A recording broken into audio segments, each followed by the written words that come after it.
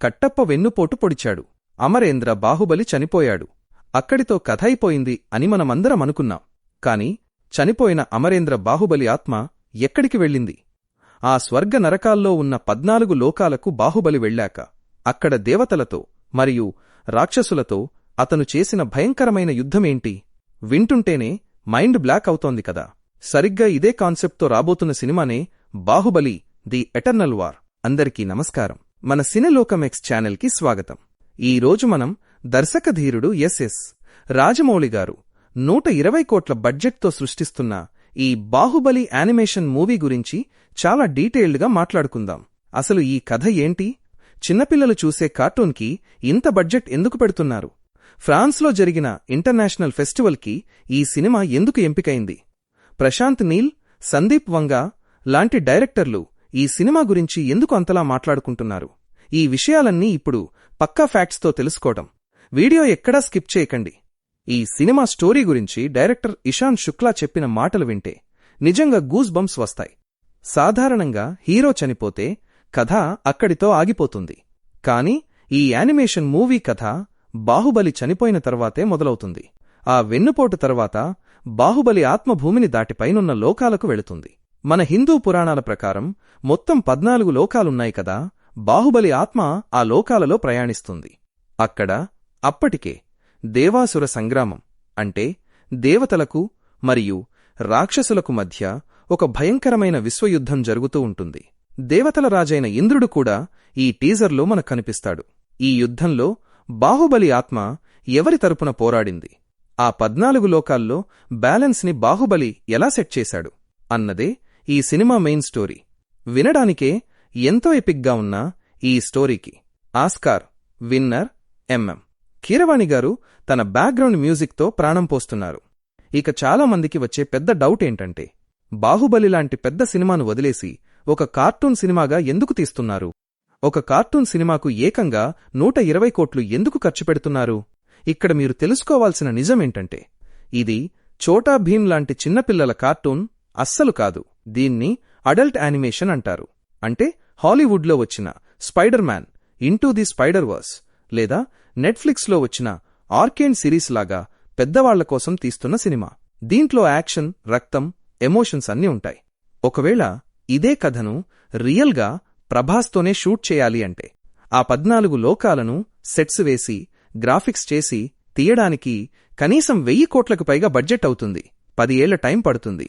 కానీ యానిమేషన్ వల్ల డైరెక్టర్కి ఎలాంటి హద్దులుండవు. మన పురాణాలను, దేవుళ్లను ఎంతో అద్భుతంగా ఒక పెయింటింగ్ లాగా చూపించడానికి ఈ టెక్నాలజీ వాడుతున్నారు. ఆ క్వాలిటీ కోసమే ఫ్రాన్స్, స్కాట్లాండ్ మరియు యూకే దేశాలకు చెందిన 5 గ్లోబల్ యానిమేషన్ స్టూడియోస్ ఈ సినిమా కోసం డే అండ్ నైట్ పనిచేస్తున్నాయా? ఇక్కడే నేను మిమ్మల్ని ఒక మాట అడుగుతాను. బాహుబలి లాంటి కథను ఇలా ఒక యానిమేషన్ రూపంలో చూడటానికి మీరెంత ఎక్సైటెడ్గా ఉన్నారో కింద కామెంట్స్లో పంచుకోండి. ఈ సినిమాకి 120 కోట్ల బడ్జెట్ అవ్వడానికి ఇంకో మెయిన్ రీజన్ రెమ్యునరేషన్స్. ఈ సినిమాలో అమరేంద్ర బాహుబలి క్యారెక్టర్కి సాక్షాత్తు మన రెబల్ స్టార్ ప్రభాస్ వాయిస్ ఇస్తున్నారు. అలాగే శివగామి క్యారెక్టర్కి రమ్యకృష్ణ గారు వాయిస్ ఇస్తున్నారు. ఇప్పుడు ఈ యానిమేషన్ మూవీలో వాయిస్ చెప్పడానికి కూడా వాళ్ల బ్రాండ్ ఇమేజ్కి తగ్గట్లుగా మేకర్స్ భారీగానే రెమ్యునరేషన్ ఇస్తున్నారని ఇండస్ట్రీలో టాక్ నడుస్తోంది. అలాగే ఈ సినిమాకు ఎస్ రాజమౌళి గారు డైరెక్టర్ కాదు. ఆయన కేవలం ఈ సినిమాను ప్రజెంట్ చేస్తున్నారు. డైరెక్టర్ ఇషాన్ శుక్లాకి రాజమౌళి గారు గైడెన్స్ ఇస్తున్నారు. ప్రొడ్యూసర్లు శోభు యార్లగడ్డ మరియు ప్రసాద్ దేవినేని ఈ సినిమాను ఆర్కా మీడియా వర్క్స్ బ్యానర్పై 2 భాగాలుగా నిర్మిస్తున్నారు. ఈ సినిమా ఎంత గొప్పగా రాబోతోందో చెప్పడానికి ఏప్రిల్ 15, 2026న ఒక గొప్ప విషయం జరిగింది. వరల్డ్ ఫేమస్ యానిమేషన్ వేడుకల్లో ఒకటైన ఫ్రాన్స్లోని ఎన్ఎస్ఈ ఇంటర్నేషనల్ యానిమేషన్ ఫిల్మ్ ఫెస్టివల్కి మన బాహుబలి ఎంపికయింది. హాలీవుడ్ సినిమాలకు మాత్రమే ఎంట్రీ దొరికే ఆ వేదికపైకి మన భారతీయ సినిమా వెళ్లడం నిజంగా చాలా గర్వకారణం. ఈ విషయం తెలిసిన వెంటనే Salaar director Prashanth Neel, Spirit director Sandeep Reddy Vanga లాంటి వాళ్లు సోషల్ మీడియాలో రాజమౌళి గారి మీద, బాహుబలి మీద ప్రశంసల వర్షం కురిపించారు. ఇండియాలో పాన్ ఇండియా మార్కెట్ని ఎలాగైతే క్రియేట్ చేశారో ఇప్పుడు ఈ యానిమేషన్ మూవీతో వరల్డ్ మార్కెట్ని కూడా బాహుబలి గెలవబోతున్నాడు అని వీళ్లు ఫుల్ కాన్ఫిడెంట్గా చెబుతున్నారు. ఇప్పటివరకు జపాన్ వాళ్ల యానిమే, హాలీవుడ్ వాళ్ల కార్టూన్స్ మాత్రమే చూసిన ప్రపంచానికి మన భారతీయ ఇతిహాసాలు, మన పురాణాల గొప్పతనాన్ని చాటి చెప్పడానికి ఈ బాహుబలి ది ఎటర్నల్ వార్ పక్కాగా రెడీ అయిపోయింది. పార్ట్ 1 మూవీ 2027లో థియేటర్లలోకి రాబోతోంది. ఇది ఫ్రెండ్స్, బాహుబలి యానిమేషన్ మూవీ వెనుక ఉన్న 14 లోకాల స్టోరీ మరియు ఆ 120 కోట్ల బడ్జెట్ వెనుక ఉన్న సీక్రెట్స్. ఒక క్యారెక్టర్ చనిపోయాక కూడా ఆ క్యారెక్టర్తో ప్రపంచాన్ని మెప్పించొచ్చు అని రాజమౌళి గారు మరోసారి నిరూపించబోతున్నారు. ఈ ఎక్స్ప్లెనేషన్ మీకు నచ్చితే ఖచ్చితంగా వీడియోని లైక్ చేయండి, మీ ఫ్రెండ్స్కి షేర్ చేయండి. ప్రభాస్ వాయిస్తో బాహుబలిని ఈ యానిమేషన్ ఫార్మాట్లో చూడటానికి మీరు వెయిట్ చేస్తున్నారో లేదో కింద కామెంట్ చేయడం మర్చిపోకండి.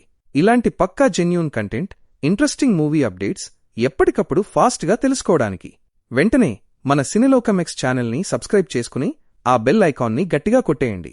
నేను మరో అద్భుతమైన వీడియోతో మీ ముందుకు వస్తాను. అప్పటి వరకు చూస్తూనే ఉండండి. Keep smiling, take care.